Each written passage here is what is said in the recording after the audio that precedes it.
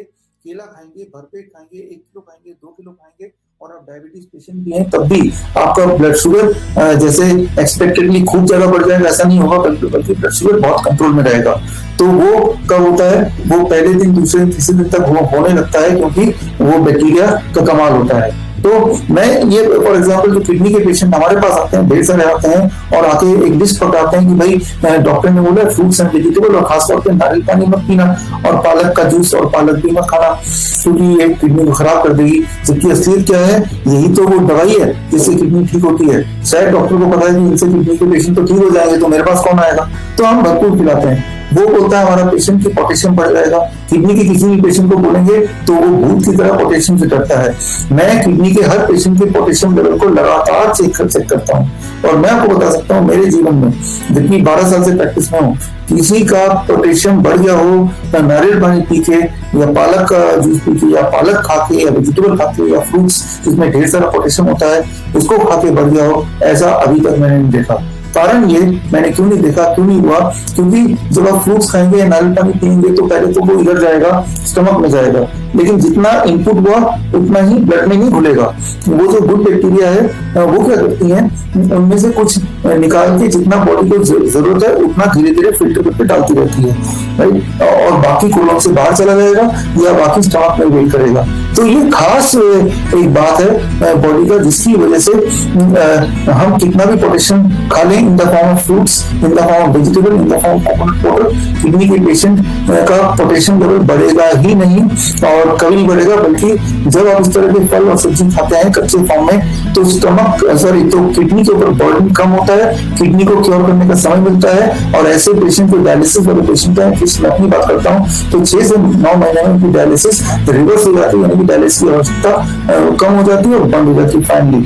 Similarly insulin के case में भी ऐसा होता है, इंसुलिन की जरूरत बंद हो जाती है। तो पहला सीख मैं आपको बोलना चाह रहा हूँ कि it is not input equal to output. जितना खाया सब कुछ ब्लड में घुलेगा ऐसा नहीं है। तो अब एक इंपॉर्टेंट सवाल आपके दिमाग में आएगा, ऐसा नहीं है तो जो ब्लड शुगर के पेशेंट हैं उनका शुगर क्यों बढ़ जाता है, उनका शुगर क्यों नहीं और ब्लड प्रेशर क्यों बढ़ जाता है, किडनी में क्रिएटिनिन क्यों बढ़ जाता है, उन्हें डायलिसिस में जाने की जरूरत नहीं पड़ती है? इस तरह का आपके सवाल है। इस सवाल का जवाब मेरा अगला स्लाइड होगा। ये जो स्लाइड मैं दिखा रहा हूँ ये बहुत ही महत्वपूर्ण स्लाइड है। इस स्लाइड में सारी क्लैरिटी आ जाएगी, आपके जो आंखों जितने भी आपके बल्ब है दिमाग के वो सारे खुल जाएंगे। तो अगले स्लाइड पे आप प्लीज ध्यान दीजिए क्योंकि वही है चाबी हमारे हेल्थ के दरवाजे की। तो आते हैं अगले स्लाइड पे। ये समझ लीजिए, ये बहुत ही इंपॉर्टेंट टास्क है मेरे लिए आपको ठीक से समझाना। आपको यहाँ पे देखना है एक इंपॉर्टेंट बात आप समझिए। जितनी सारी चीजें मैंने आपको अभी तक बताई हैं कि आपका स्टमक का बिहेवियर कैसा होता है, कि स्टमक फनल नहीं होता है और गुड बैक्टीरिया होते हैं, ये सारा तब होता है जब आप फूड खाते हैं। फूड खाना, जब आप खाना खाते हैं, खाना, अब खाने का डेफिनेशन क्या है वो मैं थोड़ी देर में बताऊंगा 5 मिनट बाद। जब आप खाना खाते हैं, जब आप फूड खाते हैं तो फूड वो होता है, फूड की डेफिनेशन क्या है, what is the definition of food? वो चीज जो डाइजेस्ट हो, हजम हो, उसे कहते हैं फूड, जो 100% हजम हो। तो ये मेरा जो अगला 2 मिनट है ये सबसे इंपॉर्टेंट मोमेंट है इस पूरे 1 घंटे का, 40 मिनट्स का। तो प्लीज इसको ध्यान समझिएगा। फूड का डेफिनेशन ये है, फूड उसे कहते हैं जो डाइजेस्ट होता है, जो हजम होता है 100%। ड्रग उसे कहते हैं जो 100% एब्जॉर्ब होता है, absorb. Food 100% digested and 0% absorption, right? And drug 100% absorption and 0% digested, right? Absorb होना और डाइजेस्ट होने में फर्क क्या है, बस इतना समझना है। डाइजेस्ट होना मतलब हजम होना। हजम होने का मतलब फॉर एग्जाम्पल आपने सेब खाया तो हमारा जो अंदर की बैक्टीरिया वो क्या करती है, सेब को तोड़ती है, उसकी प्रोसेसिंग करती है, प्रोसेसिंग करके डिसाइड करती है इसमें कौन सा न्यूट्रिएंट, कौन सा विटामिन, कौन सा प्रोटीन, कौन सा कार्बोहाइड्रेट कब कितने क्वांटिटी में कहाँ जाना है। ये जो पेट में 1.4 kg का बैक्टीरिया है ना, वो डिसाइड करता है कि बॉडी में किस तरह से जाएंगे, कैसे डिस्ट्रीब्यूट करना है, राइट? प्रोसेसिंग करती है, इसे कहते हैं डाइजेशन। एप्पल को तोड़ के उसके एक न्यूट्रिएंट को अलग करके तब प्रोसेसिंग होता है और उतने में फिर बैक्टीरिया जो कि 1.5 kg का है वो डिसाइड करता है ये सारे न्यूट्रिएंट बॉडी को कौन कौन से अंग में जरूरत है और किस तरह से जाना है, राइट। ये गुंटूर ग्लोबल याद रखिए, नोबेल प्राइज विनिंग साइंस है जो मैं आपको बता रहा हूँ। तो नोबेल प्राइज विनिंग साइंस के अनुसार तो ट्राई टू अंडरस्टैंड कि इसे कहते हैं digestion, that is called digestion. अब आता है एब्जॉर्प्शन क्या है कि आप जैसे दवाई लेते हैं या फिर रिफाइंड शुगर लेते हैं या रिफाइंड ऑयल लेते हैं या फिर रिफाइंड प्रोडक्ट जैसे ब्रेड वगैरह बिस्किट वगैरह लेते हैं या फिर आप लेते हैं फॉर एग्जांपल जैसे आप सप्लीमेंट्स लेते हैं, तो ये सारी चीज जब जाती है मुंह से पेट के अंदर तो ये एब्जॉर्ब होती है, ये डाइजेस्ट नहीं होती, हजम नहीं होती, ये सीधा एब्जॉर्ब होती है क्योंकि ये ऑलरेडी ब्रोकन पार्ट में जाती है, वो पूरी तरह ब्रेकअप होकर जाती है, उसका प्रोसेसिंग करने की आवश्यकता नहीं होती है, उसमें बैक्टीरिया का कोई इंटरफेरेंस की जरूरत नहीं होती है। तो जैसे ही आप वो लेंगे वो सीधा ब्लड में घुसेगा और उसमें वो बैक्टीरिया जो है ना 1.5 kg बैक्टीरिया उसकी बात नहीं मानेगा, राइट। तो मैं ये बोलना चाह रहा हूँ कि आपका बैक्टीरिया इंपॉर्टेंट रोल तभी प्ले कर सकता है जब आप वो चीज मुंह के अंदर डालें जो डाइजेस्टेबल हो। The thing which is digestible, वही चीज में बैक्टीरिया इन्फ्लुएंस कर सकता है। The thing which is absorbed, जो चीजें एब्सॉर्ब होती हैं उनमें बैक्टीरिया का इंटरफेरेंस नहीं चलता है और वो तो फनल की तरह होती है, fixed input equal to output, right. वो एक रोबोट की तरह होती है, वो ये नहीं देखते कि आपके ब्लड में शुगर ज्यादा है तो मैं स्टमक में रुक जाऊं, लीवर में छुप जाऊं या मैं कोलोन से बाहर निकल जाऊं, ऐसा नहीं सोचती है रिफाइंड शुगर होगा तो। लेकिन आम के अंदर जो शुगर है वो भी काफी मीठा है, लेकिन आम के अंदर शुगर जो है वो शुगर को बैक्टीरिया, वो जो 1.4 kg बैक्टीरिया ना वो रोक लेगा, वो उसको रीडिस्ट्रीब्यूट करेगा, वो उसको सही डायरेक्शन देगा, वो उसकी सही स्पीड देगा। तो ये फर्क है। तो डाइजेशन एंड एब्जॉर्प्शन के बीच में जो फर्क है, ये फर्क को आपको समझना होगा and that is the most important thing. तो मैं ये बोलना चाह रहा हूँ जो दवाइयां होती हैं, ड्रग्स होती हैं, वो 100% एब्जॉर्ब होती हैं, या जो सप्लीमेंट होती है वो 100%, जैसे बॉर्नविटा है, ऑर्लिक्स है, बच्चों के जो न्यूट्रिशनल पाउडर है, तो ये सारे ड्रग्स के कैटेगरी में आएगा। ये एक्चुअली ड्रग दे रहे हैं, ड्रग, राइट। ड्रग को पॉइजन भी बोलते हैं और वो क्योंकि एब्जॉर्ब हो रही है। और जो आप कच्चा खाते हैं, सेब खाते हैं, संतरा खाते हैं, मूली खाते हैं, गाजर खाते हैं, टमाटर खाते हैं, नारियल पानी पीते हैं, तो वो 100% डाइजेस्ट होती है। इसके बीच में होता है रिफाइंड फूड, जैसे बिस्किट है, ब्रेड है, जो ना तो पूरी तरह दवा की तरह काम करती है, ना पूरी तरह वो खाने की तरह काम करती है, वो पार्शली एब्जॉर्ब होती है, पार्शली डाइजेस्ट होती है।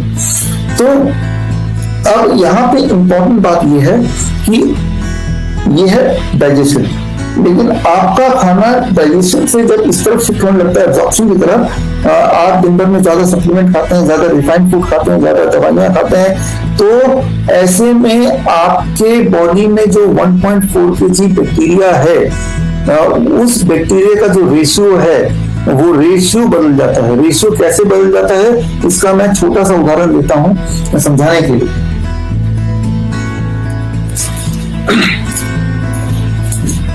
अब देखिए,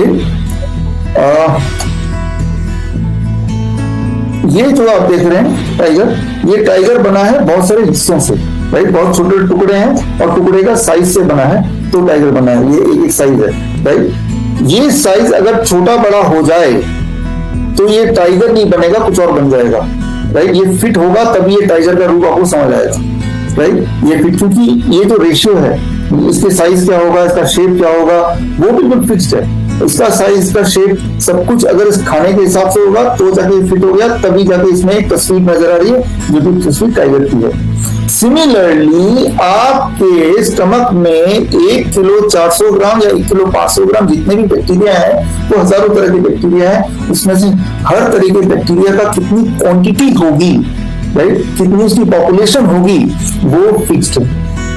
कितना जगह घेरेगा वो फिक्स्ड है। उससे ज्यादा जगह घेरेगा तो भी वो गड़बड़ करेगा, उससे कम जगह घेरेगा तो भी गड़बड़ करेगा। उसकी पॉपुलेशन ज्यादा कर देंगे तो भी वो गड़बड़ करेगा, उसकी पॉपुलेशन कम कर देंगे तो भी गड़बड़ करेगा। 3 step stomach protocol, 3 step stomach protocol. तो इसमें देखिए 3 स्टेप स्टमक प्रोटोकॉल में इसे मैं कहता हूं टेबल टू टॉयलेट।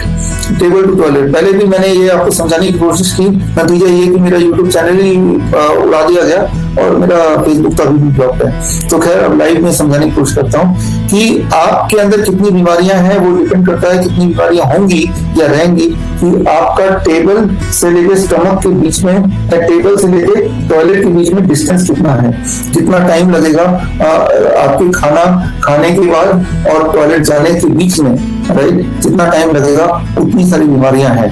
कौन कौन सी बीमारियां हैं, नाम आप पढ़ ही पा रहे हैं, ये तो सारे फैमिलियर नेम है, कैंसर है, पाइल्स है, कॉन्स्टिपेशन है, अल्सर है, इरिटेबल बाउल सिंड्रोम है, कोलाइटिस है, माइग्रेन है। माइग्रेन भी जो है ना वो पेट की बीमारी से जुड़ा हुआ है, मैं आगे चल के आपको एक्सप्लेन करूंगा कैसे, राइट। सो ये डर्माटाइटिस है, स्किन की बीमारी जो है वो भी पेट से जुड़ा हुआ है, मैं आपको एक्सप्लेन करूंगा आज की कैसे, ना केवल मैं एक्सप्लेन करूंगा, मैं आपको ये भी बताऊंगा कि कैसे करना है इनको। मैं आपको सोल्यूशन दूंगा, एक ऐसा सोल्यूशन जिसके बाद आप स्टमक, पेट का की है वो आपका पेट है, इसलिए पेट को सेकंड ब्रेन बोला जाता है, पेट को सेकंड ब्रेन बोला जाता है।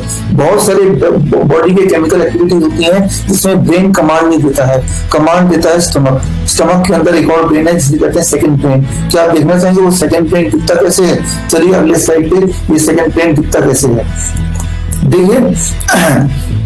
आपके इंटेस्टाइन में, आपके पूरे इंटेस्टाइन में जो बैक्टीरिया है वो सारे बैक्टीरिया लेके अगर मैं तौलूं तो लगभग 1.4 kg ऑन एवरेज होगा, राइट, 1.4 kg।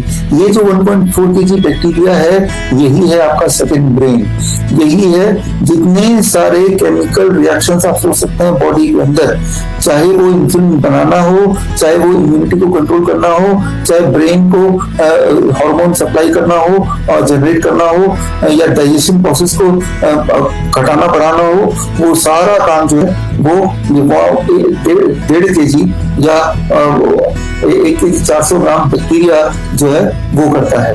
तो this is your second brain. अगर ये भटक गया, अगर ये गड़बड़ हो गया, ये शैतानी ब्रेन बन गया तो सारी दिक्कत आती है। तो आपको लगता है कि आपको डायबिटीज हो गया, लेकिन दिक्कत यहाँ से है। आपको लगता है आपको हार्ट डिजीज हो गया, दिक्कत यहाँ से है। आपको लगता है इम्यूनिटी कमजोर हो गई, दिक्कत इसको ठीक करना है। और ये जो है इसको ठीक करने में बहुत ज्यादा टाइम लगता है।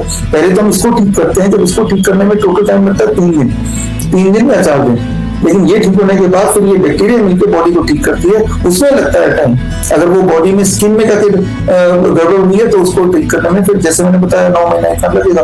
तो दैट इज हाउ। तो कुल मिलाकर नहीं इस चीज को ठीक करना है। अच्छा, इस चीज को कैसे ठीक करना है अब इस पे आते हैं। इसलिए आपको एक बॉडी का प्रिंसिपल, एक स्टमक का प्रिंसिपल समझ लेना है। बस वो प्रिंसिपल समझ लिया तो मेरा काम 50% तो अभी हो गया। तो चलते हैं उस प्रिंसिपल को समझने के लिए।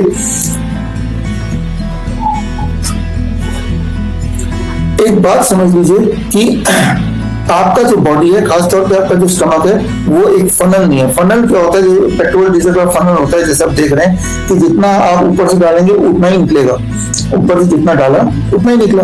अगर 1 लीटर डालेंगे तो 1 लीटर ही निकलेगा। लेकिन आपका जो स्टमक है वो ऐसा नहीं है, आपकी बॉडी एक फनल नहीं है। इसमें मैं एग्जांपल देना चाह रहा हूँ, मैं क्या बोलना चाह रहा हूँ, मैं सिंपल एग्जांपल लेता हूँ डायबिटीज पेशेंट का। मान लो डायबिटीज पेशेंट है, वो आम खाता है, मीठे आम, खूब सारे मीठे आम खाता है। तो उसका जब वो आम पहले पेट में जाएगा, इधर जाएगा, तो उतना ही शुगर बॉडी में नहीं जाएगा, सारे शुगर बॉडी में नहीं जाएगा। स्टमक में जैसे मैंने बताया वो गुड बैक्टीरिया है। वो बैक्टीरिया जो मैं DIP डाइट देता हूँ, उस डाइट में क्या होता है कि गुड बैक्टीरिया पहले 3 दिन में बन जाता है।